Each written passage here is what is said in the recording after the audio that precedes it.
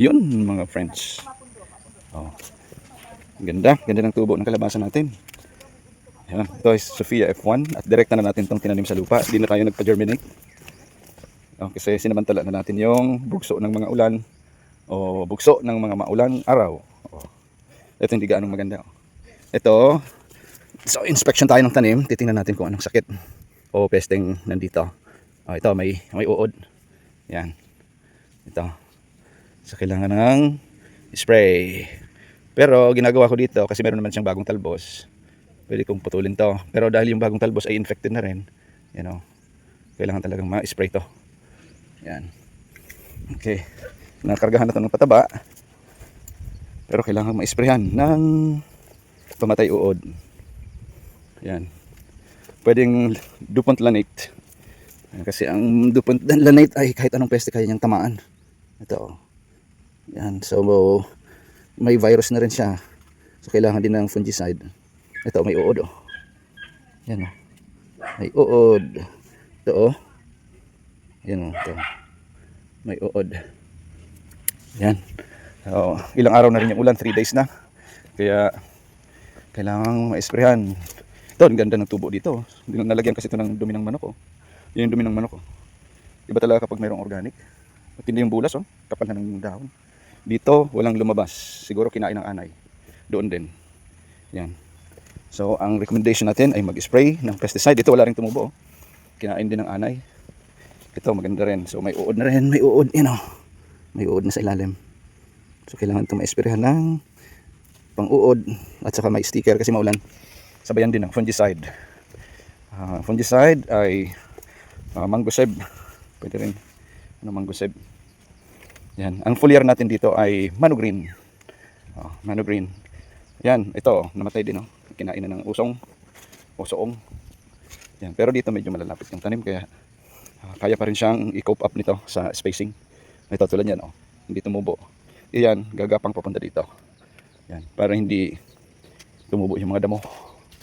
Okay. So sa assessment ko, ang hindi tumubo ay around medyo mataas, 20%. Yan. Okay. Ano yung pamamaraan ko dito ng pagtanim? Lagay muna ako ng basal ng triple 14. Buto. Tinapan muna ng lupa yung triple 14.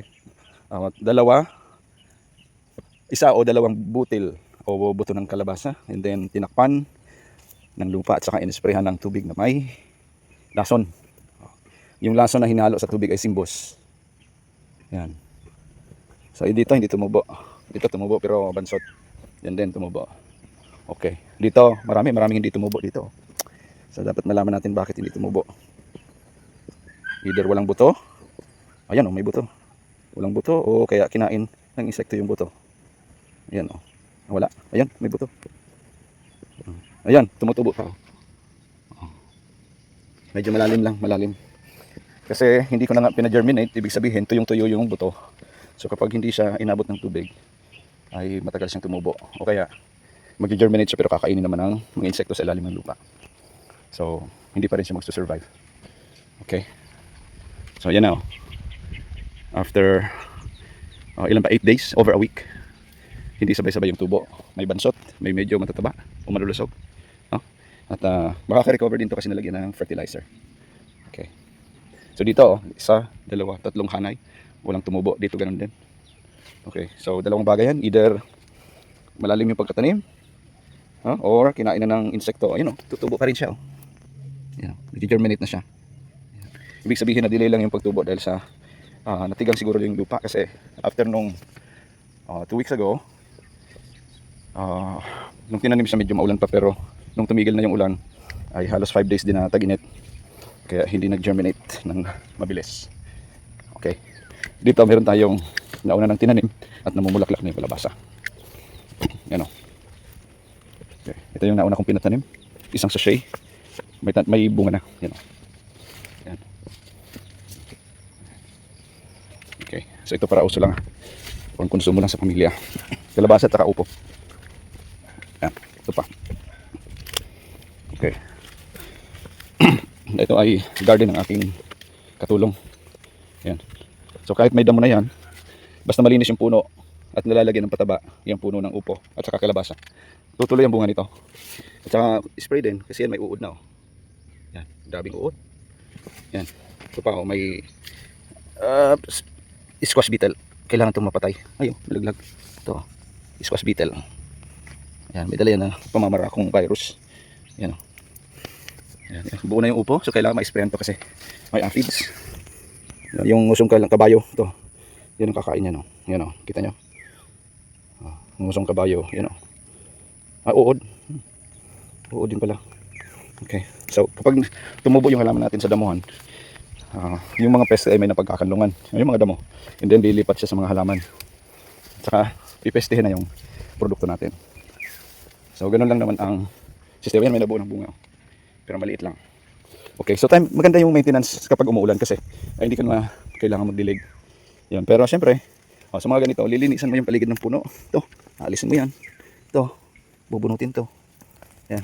Ito yung puno ng upo So, ito, linis ka sa paligid. Yan. Yan. Para kapag naglagay ka ng pataba dito, hindi aagawan ng damo.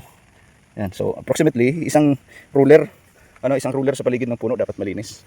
Yan. Kasi kahit ito bansot, makaka-recover pa to kapag malagyan ng fertilizer. Yan. So, kung magtatanim ka, tapos ang gusto mo ay mag-ani na lang, sorry na lang. Kasi wala kang gaano aanihin. Kasi ang paghahalaman, kailangan ng sipag at tiyaga. Kailangan ng maayos na maintenance. Kung hindi mo na bigyan ng kaukulang pansin, para kang tataya sa loto o kaya sa wedding, walang assurance na mananalo ka kapag pinabayaan mo yung iyong halaman. Yan. So ito yung mga tinanim kong unang kalamansi a year ago. Umusbong na siya. Ngayon may mga space na hindi nag-survive yung halaman. So nagpa-market ako. Actually ako na rin nag-market nito at pinatransplant ko na sa aking katulong. Buhay na yan oh. Yan, yung pabuhay na rin. Yun, medyo natuyo yung mga sanga pero yung ilan ay buhay na din. Buhay pa rin. Yan. So magsusurvive din to. Yan. Kailangan lang putulin yung mga tuyong sanga. Sa lagyan ng pataba. So yan na, nagkaroon na ng mga bagong sanga. Survive na to. At sa sanga yan, sa mga bagong sanga, may bulaklak na rin. Tingnan nyo. Kaya, sulit kapag nagtanim ka at inaasikaso mo. Bibigyan ka talaga ng magandang ani.